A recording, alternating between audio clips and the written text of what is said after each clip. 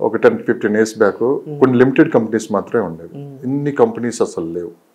రాను రాను real estate రంగంలో కాస్త ఎక్కువ డబ్బులు మిగలటం, ఏది ఎవరు మాట్లాడుకున్నా రియల్ ఎస్టేట్ అనగానే కొంచెం హైలో చూడటం, ఇలాంటి సందర్భంలో చాలామంది ఏంటంటే చేస్తున్న ఉద్యోగాలు మానేసి, చాలా వరకు జాబులు మానేసి, బిజినెస్లు కూడా మానేసి కంప్లీట్గా ఒక 4-5 గ్రూప్గా ఏర్పడి ఒక వెంచర్ డెవలప్మెంట్స్ తీసుకోవటం, ల్యాండ్ ఇలా చేసి చాలా వరకు ఇది విస్తరించింది. దాదాపు అందరూ రియల్ ఎస్టేట్లోకి వచ్చిన పొజిషన్ అయితే కనపడుతుంది. ఇన్ని రియల్ ఎస్టేట్ కంపెనీలు ఉండటం వల్లే ఎవరికి సరైన సేల్ లేక అందరూ ఇబ్బంది పడుతున్నారు. ఎందుకంటే ఇంతమంది లిమిటెడ్ కంపెనీస్ కొన్ని ఉన్నాయి కాబట్టి అందరూ అక్కడికి వెళ్ళేవారు. సో అవన్నీ ప్రాజెక్ట్ పూర్తవని మరో ప్రాజెక్ట్ స్టార్ట్ చేసేవాళ్ళు, అట్లా 1 by 1 ఉండేది. ఇప్పుడు అలా కాదు, తలా కొంచెం పంచుకున్నట్లుంది. డబ్బున్న వాళ్ళు ప్రతి వాళ్ళు రియల్ ఎస్టేట్ లోకి వచ్చేసారు. తలా కొంచెం పంచుకున్నట్లుంది, కానీ ఎవరిని సాటిస్ఫాక్షన్ లేకుండా జరుగుతుంది మార్కెట్. ఇప్పుడు నేను చెప్పింది అర్థమైందండి. డిమానిటైజేషన్ తర్వాత ఏమైందంటే మీకు కొన్ని బిజినెస్లు చేసుకుని అనాథరైజ్డ్ బిజినెస్లు చేసుకునే వాళ్ళందరూ ఫైనాన్స్ కానీ ఇది కానీ వాళ్ళందరూ ఏం చేశారంటే రియల్ ఎస్టేట్లో ఒకేసారి వచ్చేసారు రియల్ ఎస్టేట్లోకి. ఎందుకంటే ఈ క్యాష్ బంద్ అయిపోయింది. బయట చూసుకుంటే కానీ క్యాష్తో చేసే బిజినెస్లన్నీ తగ్గాయి అనమాట. అందరూ వైట్ అమౌంట్ సైడ్ వెళ్ళి కొద్ది వైట్ బిజినెస్, అఫీషియల్ బిజినెస్ ఏదైనా ఉందంటే ఇండియాలో రియల్ ఎస్టేట్ అని చెప్పుకోవచ్చు. ఆ రియల్ ఎస్టేట్లో ఏంటంటే కొద్దిగా ఎక్స్పీరియన్స్ లేని బిల్డర్స్ అందరు కూడా వీళ్ళు అనేది బిల్డర్స్ అయిపోయారు. కామన్ మ్యాన్ మీరు అన్నట్టుగా 4-5 పూలింగ్ అవడం, చెరో ₹1 కోటి పట్టుకోవడం, ప్రాజెక్ట్ వేయడం. వీళ్ళు ఏం చేశారంటే మార్కెట్ ని అనాలిసిస్ చేయకుండా ఏదో డబ్బులు ఉన్నాయనే దాంతో పట్టుకుండా స్టార్ట్ చేశారు అనమాట. అందులో కొంతమంది సక్సెస్ అయ్యారు, కొంతమంది కూడా ఫెయిల్ అయ్యారు అనమాట. మార్కెట్ అనేది 20 నుంచి 30 కిలోమీటర్ల పరిధిలో ఉన్న మార్కెట్ కాస్త ఈ 2-3 సంవత్సరాల్లో, 4-5 సంవత్సరాల్లో ఒకసారి 100 కిలోమీటర్లకు విస్తరించింది. అన్ని పొలాలు కాస్త ఇప్పుడు అన్ని వెంచర్లు అయిపోయాయి. ఇప్పుడు పబ్లిక్ కూడా ఎక్కడ కొనాలో కూడా తెలియట్లేదు.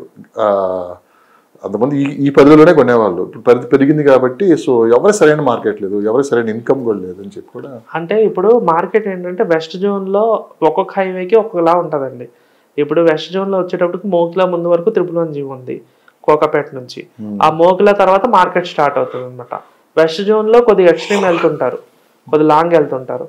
సౌత్ జోన్లో కూడా అంతే. సౌత్ జోన్లో వచ్చి బెంగళూరు హైవేలో తిమ్మాపూర్ వరకు 111G ఉంది, తిమ్మాపూర్ నుంచి లేదు. అక్కడ నుంచి జడ్చర్ల వరకు మళ్ళీ మార్కెట్ ఉంది, ఎందుకంటే జడ్చర్ల వరకు కంపెనీలు ఉన్నాయి. అక్కడ కూడా చూసుకుంటే ఇప్పుడు శ్రీశైల హైవేలో కూడా చూసుకుంటే ఆమన్గల్ వరకు 4th సిటీ వస్తుందని చెప్తున్నారు కాబట్టి అక్కడ కూడా కొనేవాళ్ళు కొన్నారు. కొనేవాళ్ళు ఏంటంటే వాళ్ళకి అన్ని తెలిసే కొంటారు. వాళ్ళు లాంగ్ టర్మా షార్ట్ టర్మా చూసుకొని కొంటారు. ఇప్పటికిప్పుడు మీరు రెడీగా ప్రాజెక్ట్ ఎంజాయ్ చేయాలనుకుంటే అవుటర్ రింగ్ రోడ్ లాన్ కొనుక్కుంటారు. ఓకే కాదు, మీకు 20-30 years తర్వాత మాకు డబ్బులే అవసరం లేదనుకుంటే రీజనల్ రింగ్ రోడ్ బయట కొనుక్కుంటారు. మీకు 10 years లో ఫ్రూట్ ఎంజాయ్ చేసుకోవాలనుకుంటే ఓఆర్ఆర్ నుంచి RRR మధ్యలో కొనుక్కుంటారు. వాళ్ళు బడ్జెట్ బట్టి కొంటారు అనమాట. అది ల్యాండ్స్ కొనే వాళ్ళు కూడా ఏం చేశారంటే అప్పుడు రైతు బంధు ఇది ఉండేది కాబట్టి కొద్ది 100 kilometers వెళ్ళి కూడా కొన్నారనమాట. వాళ్ళు ఎవరైతే తట్టుకోగలరో వాళ్ళే కొనుక్కుంటారు. జనరల్ గా ఇమీడియట్ గా సేల్ చేసుకోవాలనుకున్న వాళ్ళు ఏంటంటే అవుటర్ రింగ్ రోడ్ పక్కన డిమాండ్ ఉన్న ఏరియాలో ఎక్కువ రేట్ పెట్టైనా కొనుక్కుంటారు. అమౌంట్ నీడ్ లేని వాళ్ళు ఏం చేస్తారంటే లాంగ్ వెళ్ళి ఎక్కువ ల్యాండ్ కొంటారు. అది లాంగ్ టర్మ్ లో వాళ్ళు కవర్ అయిపోద్ది. మనం వాళ్ళు అనుకుంటాం కానీ ఇప్పుడు 2008 భూమిలో కొన్నారండి, వాళ్ళకి మళ్ళీ 5 years పెరగలేదు, 6 years పెరగలేదు. మళ్ళీ 2018, 17, 16 వచ్చి మళ్ళీ పెరిగే రేట్లు. జంప్ అనేది ఉంటుంది. అప్పుడు కొనుక్కున్న వాళ్ళు కూడా ఎక్కువ పెట్టి కొనేసామని చాలా రోజులు బాధపడ్డారు వాళ్ళు. ల్యాండ్ అనేది ఏంటంటే ఒక్కొక్క ఏరియాలో వెంటనే రేట్లు పెరుగుతాయి, ఒక్కొక్క ఏరియాలో 5 ఏళ్ళ వరకు పెరగదు, ఒక్కొక్క ఏరియాలో 10 ఏళ్ళ వరకు పెరగవు. కానీ పెరగడం స్టార్ట్ అయితే ఎక్కడ ఆగదు అల్టిమేట్గా. ఇప్పుడు రీజనల్ రింగ్ రోడ్ వస్తే రీజనల్ రింగ్ రోడ్ వెనకాల కూడా మార్కెట్ జరుగుతుంది. ఎందుకంటే లేఅవుట్లన్నీ మీకు అప్పుడు ఏమవుతాయి అంటే రీజనల్ రింగ్ రోడ్ వెనకాలకి వెళ్తాయి. ఇండిపెండెంట్ హౌస్లు, డూప్లెక్స్, విల్లాలు, అపార్ట్మెంట్లు అన్ని కూడా ORR to RRR బిట్వీన్ నడుస్తాయి మార్కెట్. ఇప్పుడు ఇన్నర్ రింగ్ రోడ్ వచ్చిన తర్వాత అపార్ట్మెంట్ ప్రాజెక్టులన్నీ కూడా ఇన్నర్ రింగ్ రోడ్ నుంచి అవుటర్ మధ్యలో నడిచింది. లేఅవుట్లన్నీ ఎక్కడికి వెళ్ళాయి? ORR బయటకు వెళ్ళాయి. ఇప్పుడు లేఅవుట్లో ఇల్లులు, అపార్ట్మెంట్లు వస్తే కమింగ్ 10 to 15 years లో రీజనల్ రింగ్ రోడ్ బయట లేఅవుట్లు వెళ్తాయి.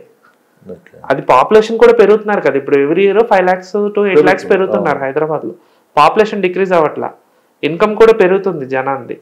ఇప్పుడు 1 lakh సంపాదించిన వాళ్ళు 1.5 lakh సంపాదిస్తున్నారు. 50,000 10 years బ్యాక్ 50,000 సంపాదించిన వాళ్ళు ఇప్పుడు 1.5 lakh సంపాదిస్తున్నారు. రీసేల్ మార్కెట్ ఎలా ఉంది? రీసేల్ మార్కెట్ అవుతుందండి, అవుతుంది. కాకపోతే ఒక 1.5 year 2 years నుంచి స్లో ఉంది మార్కెట్ అంతే. ఎక్కడ రేట్లు అనేది పడిపోలేదు, రేట్లు పెరగలేదు. మార్కెట్ పడిపోలేదు, రేట్లు పెరగలేదు, మార్కెట్ ఆగింది.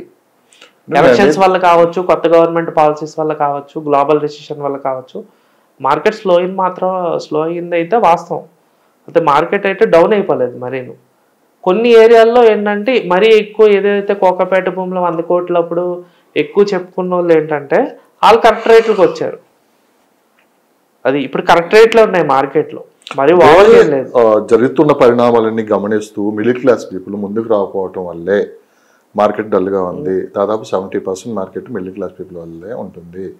సో వాళ్ళు ముందుకు రాలేకపోతున్నారు. ఏదైతే జరుగుతున్న మార్పులు కావచ్చు ఇవన్నీ చూసి, సో ఇదంతా వాళ్ళు కాస్త భయానికి కూడా లోనవుతున్నారు అని చెప్పి విన్నమాట. మార్కెట్ కొంచెం డల్ అవడానికి కారణం కూడా ఇది ఒక రీజన్ అని చెప్పి కూడా అంటున్నారు. ఇండి అసలు నిన్న కూడా ఒక క్లయింట్ వచ్చారు నా దగ్గరికి, ఆ మార్కెట్ ఎలా ఉందండి అదండి అని భయపడుతుంది. ఒకటే మాట చెప్పారు అనమాట, సార్ మీరు ఎన్ని ఇయర్స్ హోల్డ్ చేద్దాం అనుకుంటున్నానంటే నేను 10 years అన్నారు. 10 years అయితే అసలు మార్కెట్ గురించి మీరు అసలు అడగండి అని చెప్పాను. ఇది రైట్ టైం కొనుక్కోండి. మార్కెట్ ఎవరు అడగాలంటే ఈ 6 నెలల్లో నేను కొనుక్కొని అమ్ముకుంటానా ట్రేడింగ్ చేసే వాళ్ళు వీళ్ళు ఉంటారు కదా, బిజినెస్ చేసేవాళ్ళు, వాళ్ళకి కొద్దిగా ఇబ్బంది ఉంటది. లాంగ్ టర్మ్ వాళ్ళకి అలాగైనా పెరిగేది అది రేటు. జనాభా పెరుగుతారు, ఇన్ఫ్రాస్ట్రక్చర్ పెరుగుతుంది, పాపులేషన్ పెరుగుతారు. అప్పటికి రీజనల్ రింగ్ రోడ్ కంప్లీట్ అవుతుంది, మెట్రో కంప్లీట్ అవుతుంది. పాపులేషన్ కూడా మీకు 10 సంవత్సరాలు చూసుకుంటే 50 లక్షల పాపులేషన్ యాడ్ అవుతారు కదా మీకు. అప్పుడు 2 కోట్ల జనాభా అవుతారు. ఇప్పుడు 1,50,000 వరకు ఉన్నారు దగ్గర. ఎవ్రీ ఇయర్ 5 lakhs పెరుగుతుంది. 10 ఏళ్ళకి 50 లక్షలు అంటే మీకు 2 కోట్లు పెరిగినట్టే కదా. నా పేరు షబీర్ అండి, ప్రాపర్టీ ఎక్స్పర్ట్. నన్ను 24/7 మీరు ఎప్పుడైనా కాల్ చేయొచ్చు. నాకు చాలా లొకేషన్స్లో నేను బిజినెస్ అనేది చేస్తుంటాను అనమాట. హైదరాబాద్ 360 degreesలో అందులో 180 degrees అనేది మనకి ఎక్కువ మార్కెట్ జరుగుతుంది. West zone and south zone అనమాట. South Hyderabad and west Hyderabad అంటారు. ఎందుకంటే వెస్ట్ హైదరాబాద్లో ఐటీ ఉంది, సౌత్ హైదరాబాద్లో ఎయిర్పోర్ట్, నెక్స్ట్ ఫ్యూచర్ సిటీ ఎక్కువ డెవలప్మెంట్ అనేది జరుగుతుంది అనమాట. రెండు కూడా పక్కనే ఉంటాయి అనమాట. రెండింటికి చూసుకుంటే కనుక 30 minutes డ్రైవ్ ఉంటుంది.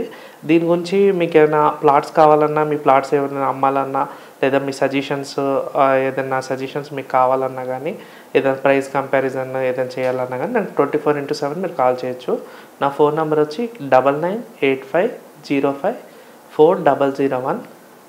Repeat 9985054001. Thank you so much.